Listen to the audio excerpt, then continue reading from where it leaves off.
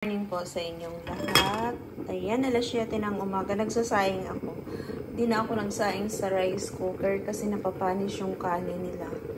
Kahit isa kalahating taka lang, kinagabihan panis na. Yung sa gilid kasi, nagbabasa siya. Kahit yung bigas na namin, yung kukupandan. Parang hindi siya naluluto yung gilid. Bago naman yung rice cooker namin. Ayan, yung ating sinaing para sa almusal nila at pananghalian. Ito para sa aso ito. Laga na kalabasa. Tapos dapat madami, kaso gulayin ko na lang yung kalahati dahil naiwan ko yung broccoli sa sa shop. Magbo-broccoli sana ako ngayon. Ito yung ating chicken breast. Inano ko na lang siya, binabad sa oyster at saka sa tuyo. Tapos, ito yung ihahalo natin. Yung kalahati ng kalabasa. Lilinisan muna natin.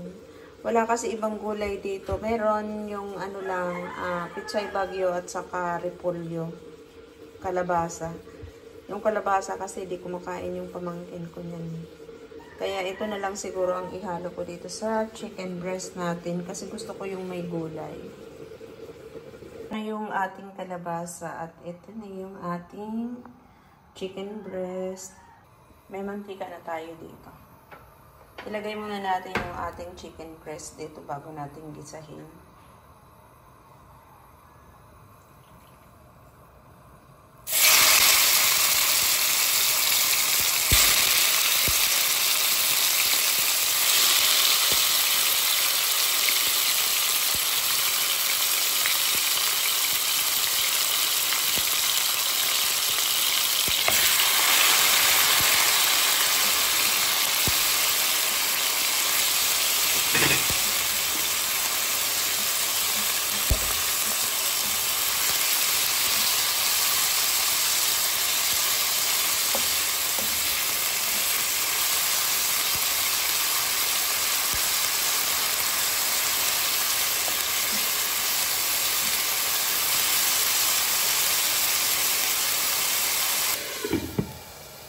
(7:33) na ng umaga. Ayan, 7:33 na ng umaga. Andito pa rin ako sa Banana Hill. Medyo pritohin natin ito ng konti. Bago natin igisa ang bawang at saka sibuyas.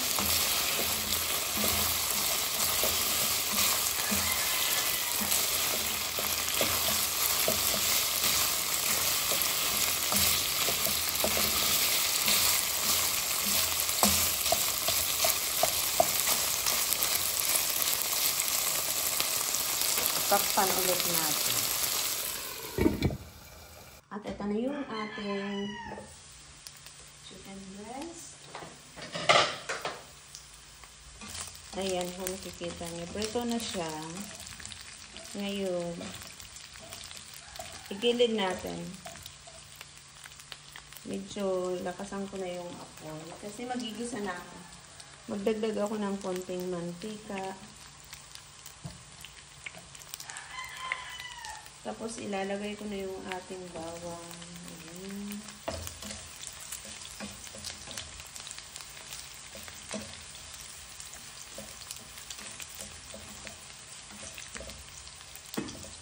Pati yung ating sibuyas.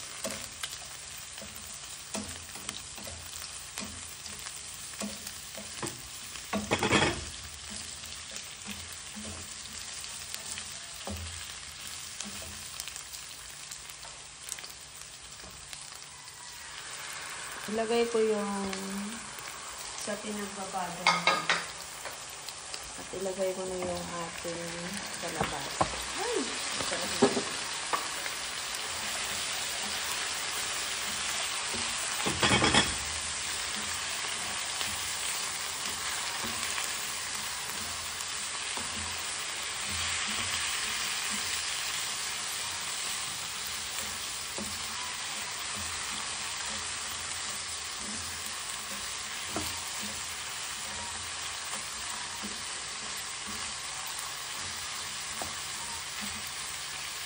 Lagyan natin ng konting tubig.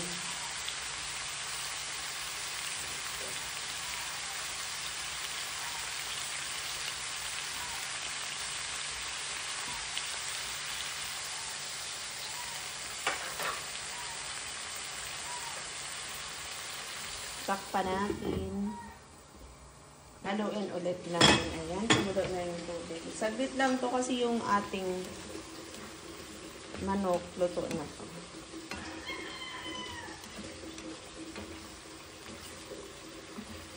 Ang bango niya.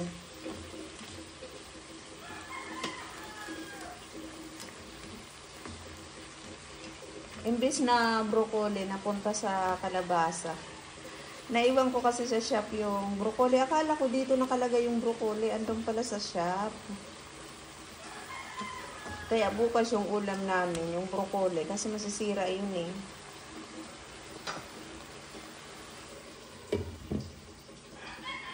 Naman. At ito na tingnan ulit natin.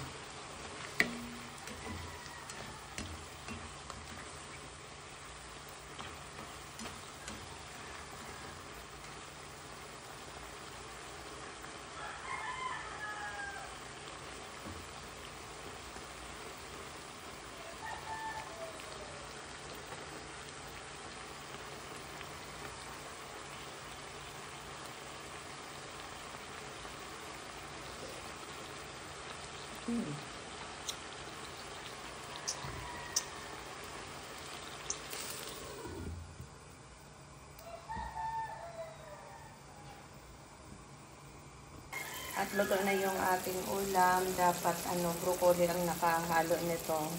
Napunta sa kalabasa. Yung kalabasa pagkain ng aso. Napunta sa tao, di ba? Pero marami pa rin naman silang gulay. Isang kainan nila yan ihahalo sa dog food.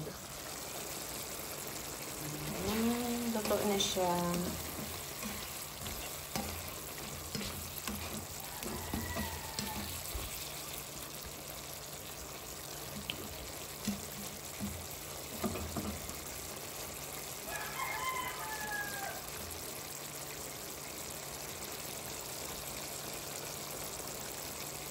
Dito naman tayo, tingnan nyo, may tubig tayo dyan. Mag-aalmirol tayo ng gown. Kasi meron mag-aarkila sa gown ni Rhea. February na naman kasi GS na naman.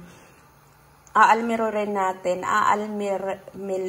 Almirol natin kasi para tumigas yung gown. Para pag may pitikot, maganda yung yung pagkabalon, matigas. Ayun, hindi daw niyang nilalagay pag may pitikot. Inaalmirol para maging matigas yung gown ba. Siya, parang, ang ganda niya kasi tingnan pag may pitikot. Tapos magtutunaw ako ng cornstarch. Ayan ang ilalagay natin dyan. Tapos ihahalo natin sa tubig. Ilulublob natin yung gown. Ganun yun. Nandun na sa terrace yung planggana at saka yung gown ni Rhea. Nilabhan ko na yung kagabi. Dito natin ibubuhos yung ating gawgaw. Yung tinunaw na gawgaw sa mainit. Kasi kailangan dagdagan ng tubig. Tapos saka natin dadalhin sa terrace. At ito yung ating gawgaw.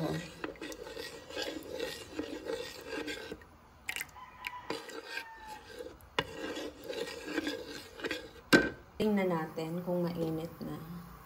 Hindi naman kasi kailangan pakuluin yan. Yung mainit lang. Alam nyo ba, nung bata pa ako, elementary ako, kasi 54 years old na ako ngayon.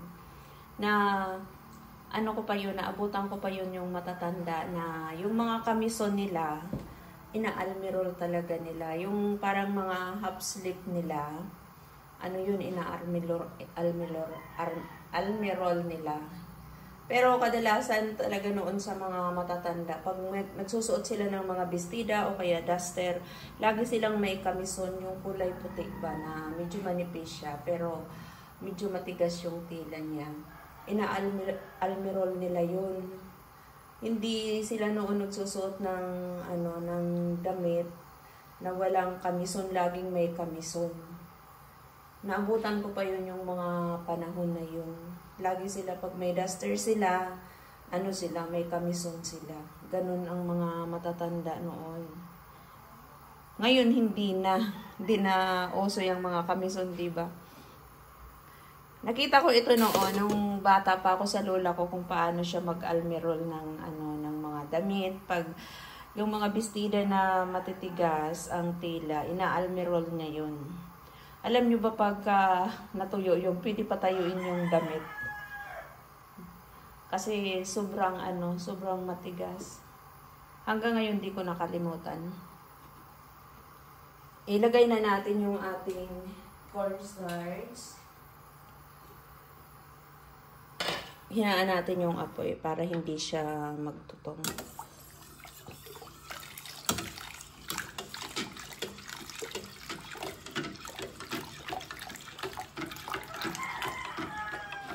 Para di magbuo yung ating cornstarch, ganito yan. Walang tigil sa paghalo.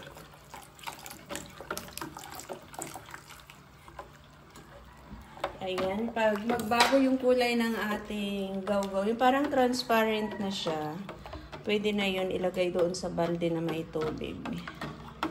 Ganun lang natin para hindi siya magbuo-buo. Kasi nagbubuo-buo ito eh. Dahan-dahan lang naman yung apoy nito. Alam nyo yung gown ni Rhea, bawing-bawi na ako nun. Kada taon may nag-aarkila talaga nun. Tama din yung desisyon ko noon na wag na lang mag-arkila ng gown. Tuwing mag-JE siya, nagpapatahi ako.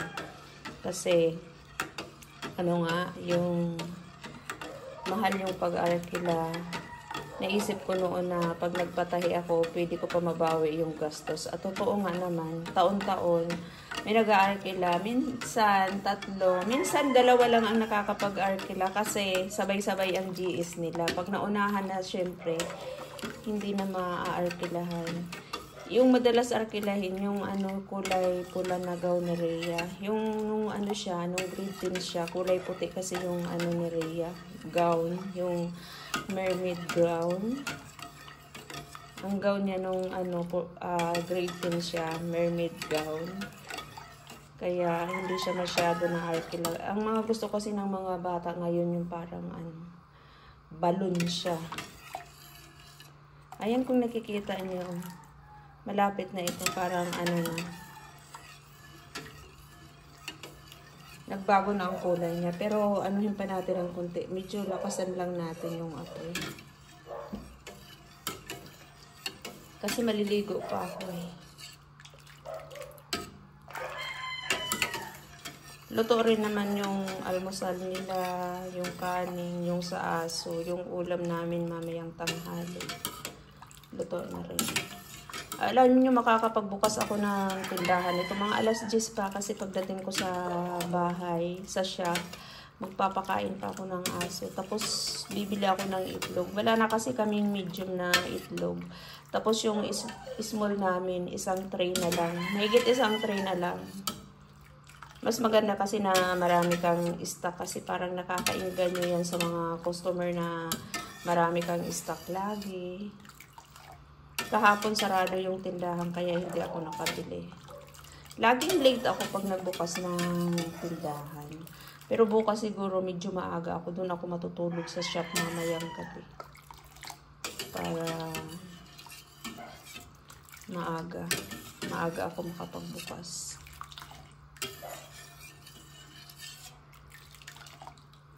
Ayan na yung ating to. Nagbago na rin yung kulay niya, di ba? Hindi na talaga siya yung puting-puti. Tingnan natin. Hindi pa kasi siya parang malapot. Kung nakikita niyo. Parang lalapot siya. Pag medyo malapot na siya, ayan na yung pwede na natin ibuhos sa sa balde. Pero yung kulay niya, nagbago na siya. Pero di pa siya malapot Alam mo naman pag malapot yung ating tubig.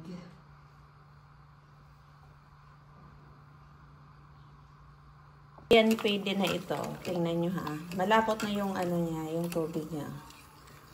Wait lang. Diba? Pwede na to. Patayin na natin yung ating apoy. Hindi nakalat yung ano niya, tubig. Malapot na siya. Pwede na to. Ilalagay na natin to dito sa balde. Ilagay na natin to. Ibubuhos lang natin to dito sa tubig mainit. Mainit.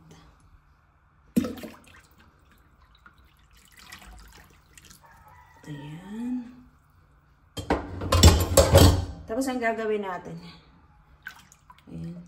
Haluin natin. Tapos dadalhin natin to doon sa taas para i-almerol yung ating gown. Dito na tayo, iakyat na natin yung ating pang-almerol.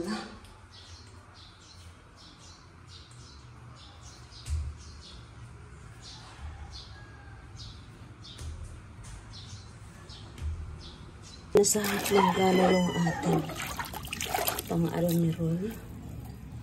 Ihulog na natin yung gown ni Rhea dito.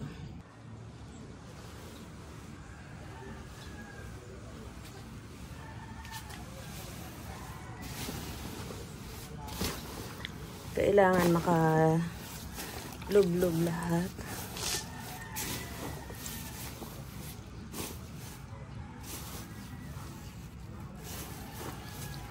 Kailangan malublob to lahat. Para ano ka neto. Lublob natin lahat para maging matigas yung ating gown. Para maganda. Nahanger ko na siya.